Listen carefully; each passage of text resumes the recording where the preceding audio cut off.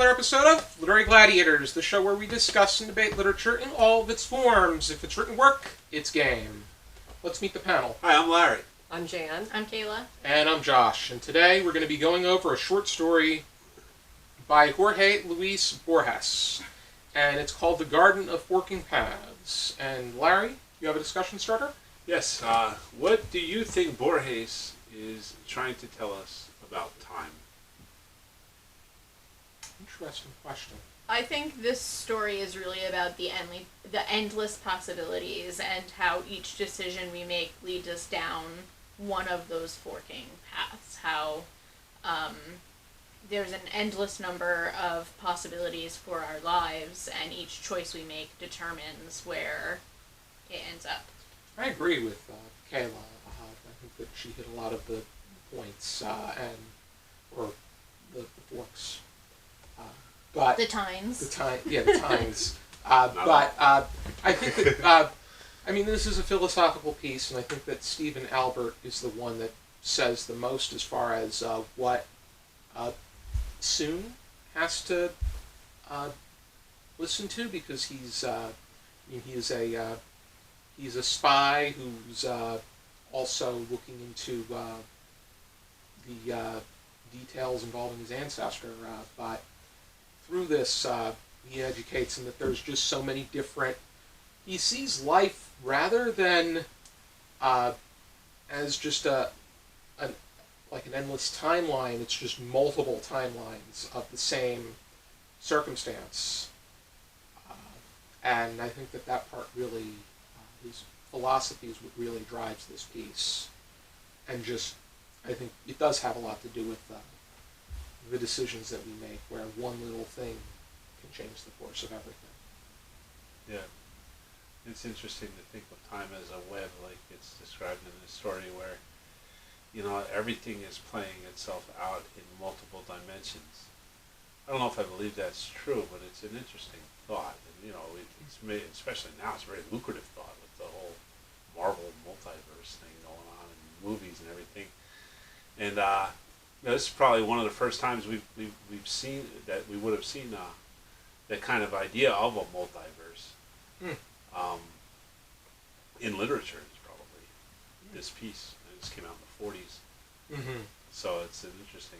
Written around time of World War II about World War I. Yes. And the other interesting thing was the style choice. But Borges is known for experimenting with style, because upon reading it, it looks kind of like it looks like a disjointed article, because even it makes mention at the very beginning of the piece that it is that the first 2 pages are missing. Yeah, it's like a recovered journal, right? Yes, like, it is a recovered. And then it starts in the middle of a sentence, and I hung up the phone with, but before the end is the ellipse. Yeah. So, I think that it's just interesting. What would have happened? What would we have known? And were we supposed to not know? Who's the one that's setting this up? And is there something more to it? Yes. Yeah, it's interesting. Like, is he in this labyrinth that his great grandfather made, or is that what the point is? Like, because it's so strange, right? Like, this is also kind of, I think, one of the first examples. Borges in general is one of the first examples of magical realism, and we have, this very kind of mysterious thing that starts as soon as he gets off the train, and the kids are like, just bear to the left, and you will find this place no problem, when he's looking for Albert's place. And and then from there he starts thinking about the labyrinth that his great grandfather came in, and he doesn't even know how he gets into the gate, like whether there was a bell, or he makes mention of that. That's got some kind of significance. So I'm wondering, is he in the labyrinth, or is that what the point is? Is he like in the maze? It depends on what how you define the maze. Is it in a physical maze, or is it more of a Is the maze our life? want to say something, Jan? It was a very interesting read. It was very thought provoking. It's like a timeline. It's almost like discussions we had as kids, and I think I told you about this earlier. Was if we stepped out the door 2 seconds sooner or 2 seconds later, how much would our day have changed? Our timeline of the day, or even in life, or whether we live or die that day, how much differently things could be because of a timeline. And when you think about it, time it's just a man-made construct. We invented time. There is really no time. Man came up with the clock and the numbers, the minutes, the seconds. So it all of that together.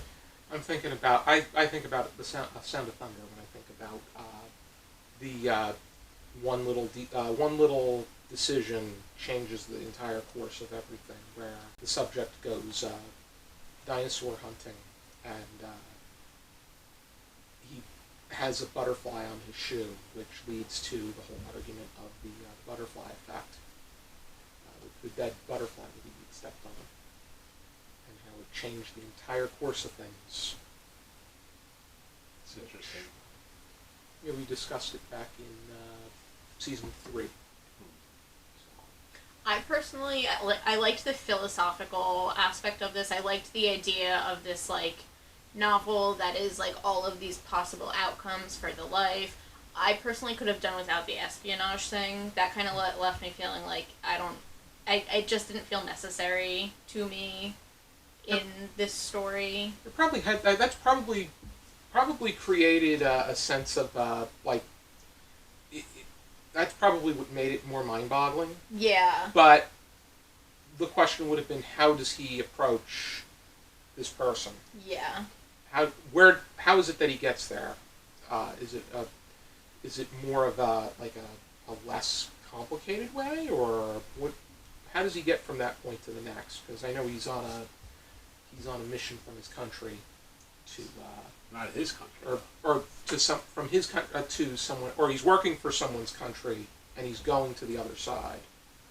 It's interesting, right? Because here it's an Argentinian writing about a Chinese man living in England, spying for Germany. Yeah, there were too many elements for me to keep track of in 8 pages. Like I was a little bit lost. More power to him if he can do it.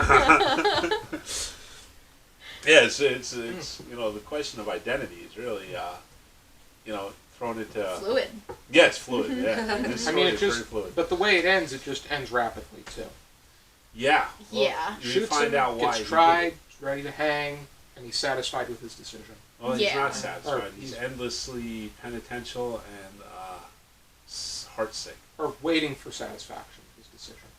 Yeah. That's what it is. Yes, it's.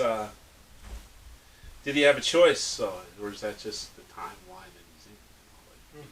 Where he had to do that because this is that version of the multiverse where he shoots Albert. So therefore, he shoots Albert, or it could bring up a question of free will. If all of these possibilities exist somewhere, where every choice that you make is actually in a different universe where you have, different possibilities. Then somewhere there's a version where he didn't kill him, but that's not the one that we're reading. It's a matter of what comes next, because we must feel that after going through this timeline, it all depends on what you believe, too.